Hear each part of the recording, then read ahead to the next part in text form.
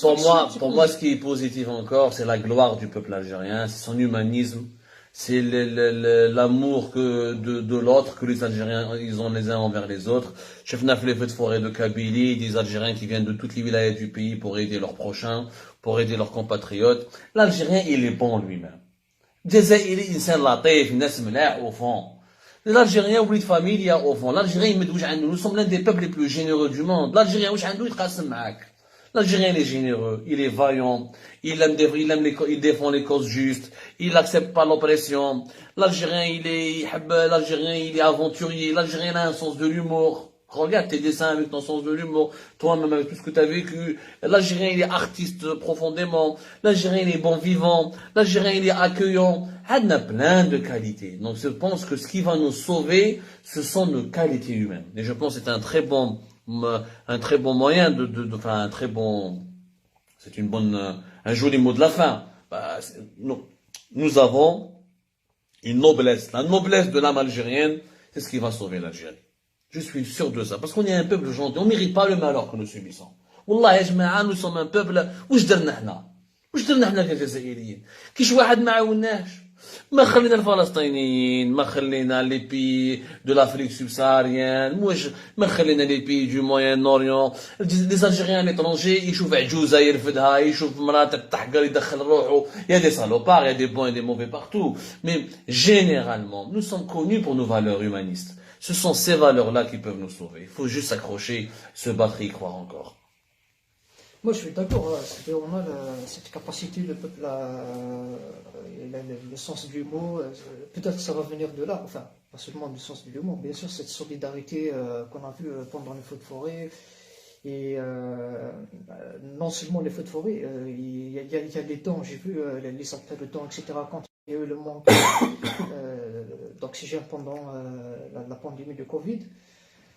Et je peux enchaîner sur ça, puisqu'on parle maintenant de la générosité des Algériens. J'ai vu des milliers de cagnottes pour acheter des concentrateurs d'oxygène pendant la pandémie de Covid-19. C'est-à-dire, on a un bon peuple, en fait, en général.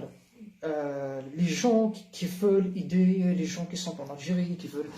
Mais, t'as remarqué, c'est-à-dire les gens qui envoient de l'argent, cet argent-là, elle est détournée par le pouvoir en place. Il faut dire la réalité. La dernière fois, les gens, ils ont envoyé des médicaments, ils ont envoyé des concentrateurs d'oxygène. Les gens, ils ont envoyé même des bijoux. Il y a des femmes qui ont donné de leur propre bijoux. C'est tout ce qu'elles ont pour sauver des vies dans des hôpitaux. Et quand on voit que j'ai vu l'ambassadeur algérien à Paris, et que l'Algérie, elle essaie de détourner les dons que les simples citoyens ils ont fait, et quelques mois après, l'Algérie elle a donné 100 millions de dollars à la Palestine. Moi, je ne suis pas contre, c'est-à-dire je ne suis pas contre ni la Palestine ni le peuple palestinien, parce qu'il y a des gens, quand ils voient mes dessins où on essaie d'éveiller des consciences, ils croient que nous sommes, enfin, si je parle de moi-même, que je suis contre la Palestine, que je suis contre les pauvres Palestiniens, les petits enfants palestiniens qui sont en train de souffrir. Pourquoi ils ne parlent pas des Ouïghours et des Cachemires? Ça c'est un autre débat. Là, on parle encore c'est-à-dire, on revient encore à ces problèmes. C'est-à-dire, si on arrive à régler ces problèmes-là entre nous, c'est-à-dire, c'est quoi la solution si, par exemple, maintenant, on veut aider le peuple algérien, on va l'aider comment? Si l'argent sera détourné, si on voit des médicaments, ils seront détournés. La meilleure aide qu'on peut faire au peuple algérien, c'est de le sensibiliser encore, de lui ouvrir les yeux, de l'éclairer, de le soutenir, de défendre sa cause, de défendre les plus fragiles, d'être leur porte-parole, leur porte-voix. C'est pas avec l'argent qu'on va aider le peuple algérien. Les changements ne se font pas avec du fric, les changements se font avec des idées. C'est justement de convaincre que le changement est important, d'expliquer le changement, de le démontrer, de l'expliquer. C'est comme ça qu'on va l'aider. Sinon, il y a envoyer de l'argent au bled n'a jamais permis à un pays de se développer. Ben, les pays ne se développent pas avec l'argent de leur diaspora. Les Égyptiens, ils envoient des milliards et des milliards. Ça n'a jamais permis à l'Égypte de devenir un pays développé. Les Marocains envoient beaucoup d'argent que les Algériens. Ça n'a jamais permis au Maroc d'être comme la Corée du Sud ou la Malaisie ou la Turquie. Les dynamiques de changement et de développement sont internes, sont à l'intérieur. Il faut commencer par sensibiliser les esprits. Comme tu viens de le dire, il faut vraiment élever le niveau. C'est tout ce qu'on peut faire. Ben, exactement. Là, je ne sais pas si on va essayer de répondre. Si vous avez quelques questions à Jma'a, comme ça on va vous laisser avant que la batterie nous lâche. Voilà, il y a des questions qui fâchent. Depuis tout à l'heure, je lis des te Malhaba, concernant. malhaba. Pour moi, aucune question ne me fâche. Hein. Ah ouais, Moi, mais je suis, je réponds à toutes les questions. Il n'y a rien qui me fâche. On te demande est-ce que tu peux nous parler de Tahkout. Tahkout, Mahidine Tahkout, Mahidine Tahkout, c'est une histoire sur laquelle je suis déjà revenu, mais j'y reviendrai. Mahidine Tahkout a été une de mes sources, d'abord. Il a été ensuite un ami. C'est une source que j'ai bien travaillé, avec lequel je me suis lié, qui me fournissait des informations sur ce qui se passait au sein du Syrie algérien. Et je me suis lié d'amitié avec cet homme-là, parce que il m'a beaucoup aidé dans mon travail de journaliste. Et voilà, je n'ai aucun problème à l'assumer. Je suis journaliste. Mon but est de chercher de l'information. Voilà, Mahidine Tahkout n'est pas le diable qu'on est en train d'imaginer. Il n'est pas l'ange que je pourrais vous dire, que je pourrais dessiner. Ce n'est ni diable, ni ange. C'est quelqu'un qui avait beaucoup de défauts, mais qui aussi avait beaucoup de qualités. Et j'ai fait mon travail de journaliste. Le journaliste n'est pas là, il est là. Le journaliste doit séduire, il doit convaincre. Le journaliste, c'est comme le Robin des Bois. Il doit voler l'information dans un système totalitaire. Dans un système totalitaire, le journaliste, c'est comme Robin des Bois. Il vole l'information au sérail, au palais, pour la balancer au peuple, aux plus pauvres. Maintenant, mais j'ai l'information si je sympathise pas avec Tahkout, je sympathise pas avec Haddad, ou l'Alex Saïd Bouteflika. Je connais mettre l'information. Gardien de parking. Pardon. Par exemple, moi, dans mes dessins, je peux critiquer tout le monde, y compris Tahkout, y compris. C'est-à-dire, c'est pas comme le journaliste, je cherche pas la source. Ouais. Je suis libre penseur, je tire sur tout ce qui bouge, etc. Ouais. C'est-à-dire, est-ce qu'on peut être journaliste avec ses sources et en même temps, on peut être objectif. Et si, par exemple, Tahkout a commis, par exemple, un délit ou quoi que ce soit, est-ce que tu peux faire quelque chose sur lui? Non, mais c'est pas justement. Est-ce que c'est ta source? Alors, je t'explique. Dans un pays comme l'Algérie, ce n'est pas possible. Dans un pays comme l'Algérie, tu es obligé de faire des alliances.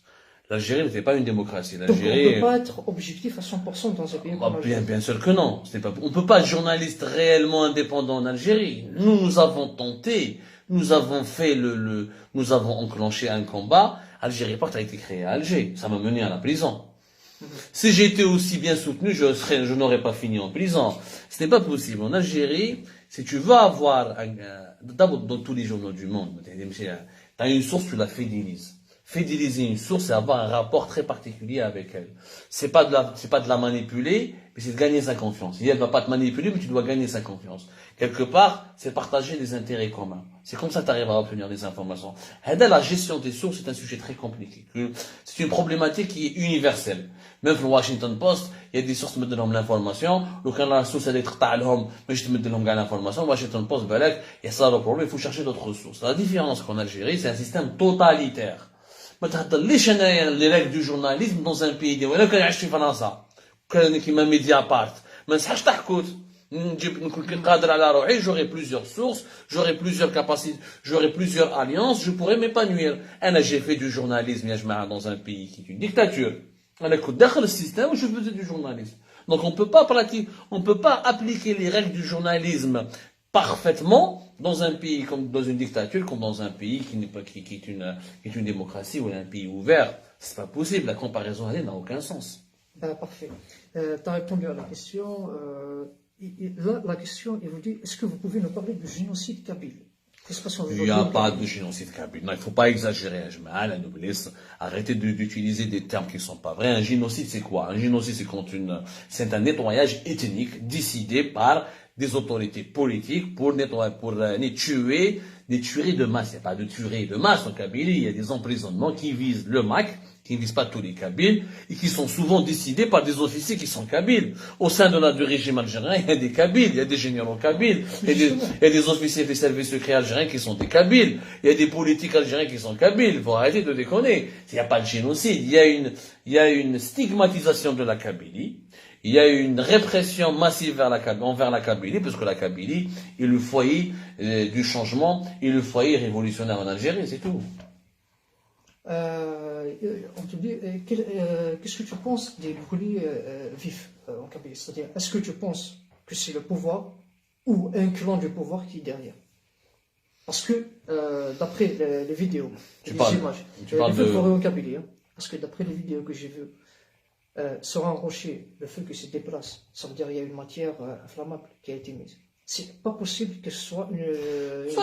Sur les feux en Kabylie, on en a pas beaucoup parlé sur Algérie Park. On a été le seul d'ailleurs à expliquer réellement la mort de Jamal Ben Smaïl et les manipulations des renseignements généraux.